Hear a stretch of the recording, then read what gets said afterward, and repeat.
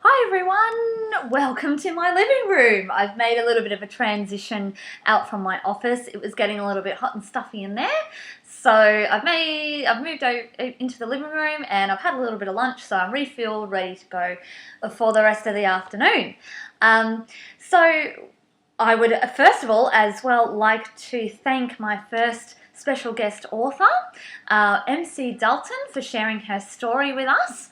I always love to hear people's life stories. I especially like to support other authors as well. She had an absolutely fantastic story to share. So thanks very much, MC Dalton, for joining me as my first special guest author for my online book launch. If you would like to find out more about MC Dalton, just follow the information that's in that particular post. So moving on, I would like to share a little bit about my story. I'm combining, I did have this scheduled for a little bit later this afternoon, but I've decided to combine sharing a little bit of my story and my journey as an author to encouraging others to finding tools to help them succeed and pursue their personal endeavours and just sort of get started getting off the ground. So I've been an author for as long as I can remember. I started out drawing rough pictures of storylines and that sort of thing when I was very, very little, like a toddler. Throughout my schooling years, my storytelling has graduated from drawings, incorporating writing eventually into fully blown manuscripts, novel manuscripts and short stories as well, which I started writing when I was about, well, mid-teens, I would say, mid-teens to late teens, early adulthood. When I was 18, I joined up with the Writer Centre here in Brisbane. I've been a member with them ever since. So I've been able to do lots of courses through them. I've gotten my mentorship through them. I have been able to enter short story competitions, and they've just provided me with a lot of wonderful tools. So that's what I did. I started working on my first novel manuscript, The Wilted Rose, when I was about 18, I believe, and I published the first edition of The Wilted Rose when I was 21. 21.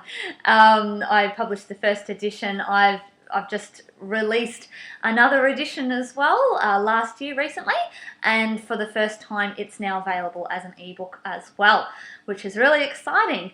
I've got a lot of other books in the pipeline as well. I've just published a short story book too.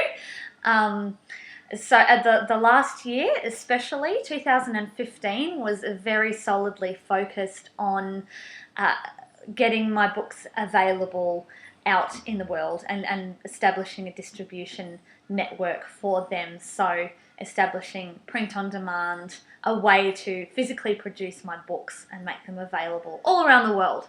I achieved that, which was really exciting.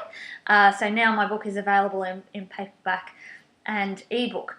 It was a pretty solid year of learning last year, going through mentorship, going to lots of workshops, doing lots of courses, and just learning all the different steps and processes. But I had to give up a lot of time with friends and family. All my days off were pretty much spent working myself through this process, but now I've got two books published and available in paperback and ebook as well. So that's The Wilted Rose and my short story book, which we're launching today. So I wanted to have a little bit of a chat about finding tools to nurture your endeavour, to fuel your endeavour. So it doesn't matter what you're doing, whether it's creatively focused like writing or art or performing or something along those lines, or whether it's a small business venture or if it's a specific career path like a lawyer, a profession of some kind of specialty. It's really great, number one, to find a mentor. So to find somebody that has done what you want to do, who is where you want to be. I went through a mentorship last year with Lee Scott. She's a Brisbane crime author, and I'm really excited. She's going to be on the blog later on this afternoon, sharing about herself and her books. I created that mentorship. I found that mentorship through my writers group, so it was fundamental in the process of building my books and making them available for distribution all around the world. So yeah, finding a mentor.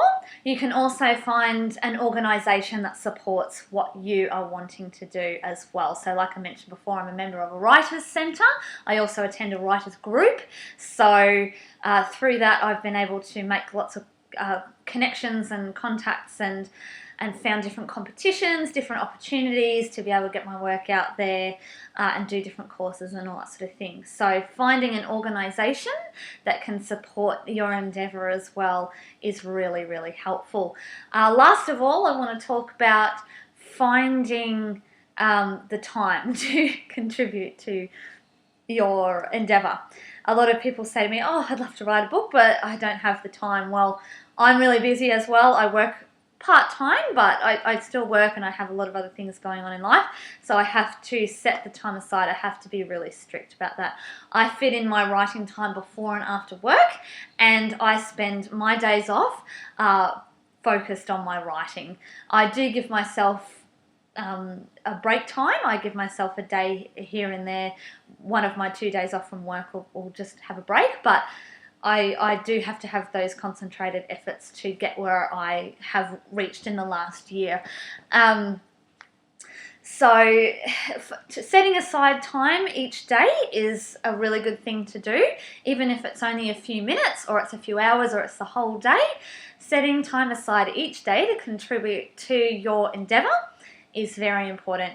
Not only does it move you forward in your goals, little by little, but it also gives you a sense of satisfaction that you have contributed to your endeavour for that day. So wrapping it all up, in summary, find yourself a mentor, find yourself an organisation that supports your endeavour, and set time aside to contribute to your endeavour. That's it for this post. Let me have a look. What's next? So I've got another reading coming up. I'm going to be reading an excerpt from my short story, The Drive, which is another short story from the book. I'm going to be reading an excerpt from that, which is really, really good. It's another one of my favourites. So I'll see you very soon.